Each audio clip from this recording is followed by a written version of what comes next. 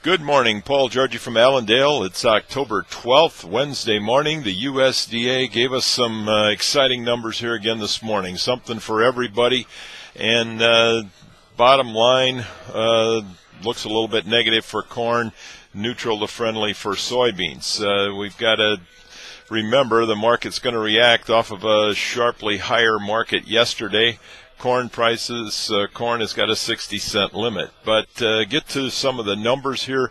The yield, first of all, in corn, they kept the same, 148.1, when the trade was expecting a 148.9. Soybean yield came in at 41.5. That was actually lower from last month, and the trade was expecting an increase there. However, in the ending stocks number, trade was looking for 795, came in at 866 on the ending stocks for corn. Wheat ending stocks increased sharply from last month, 761, up to 837 this month in wheat. Soybeans is where the surprise is. Again, lowering ending stocks to 160.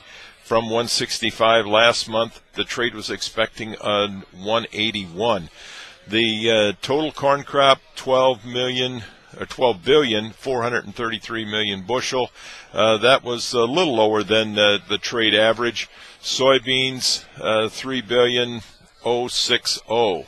The planted acreage numbers and harvested numbers are another factor here, with not very much change, kind of in line with what the trade was looking for. Corn planted acres were lowered by 385,000 acres, and the harvested was lowered by 452,000 acres in corn. Another fact that we've got to be concerned about is the world ending stocks. They put world ending stocks for corn at 123.2. That's up from the 117.4, so almost 6 million metric ton increase in world ending stocks in corn. Wheat ending stocks in the world went from 194.6 up to 202.1, and soybean ending stocks actually went up as well, from 62.6 up to 63. So a lot of numbers to look through here. Bottom line is we're going to have to call the market lower here this morning. Initial reactions off of this report, a 10 to 15 cent lower in corn. Probably a steady call in the soybeans right now, and the wheat, a 10 to 15 lower call there off of the report. Now, other news, and another report that we're going to be monitoring here very closely, that I think that is probably as critical as this report, and that's the 8 o'clock report when the USDA announces daily sales. There's been rumor overnight. The Reuters, Dow Jones, Newswires have reported that some executives close to the situation state that 1.5 million tons of corn has been sold to China yesterday. So a reason for this 40-cent higher move in corn that we seen yesterday. There was talk of it. They've been talking about this for several times now. It's kind of like crying wolf. If you cry wolf enough, the wolf egg gets here, and this is what's happened yesterday, where it appears the Chinese have bought some corn, 1.5 million tons. There's 2 million tons of soybeans rumored to have been purchased, but most of that seems to be out of Argentina. At least that's the stories on the wires right now, and I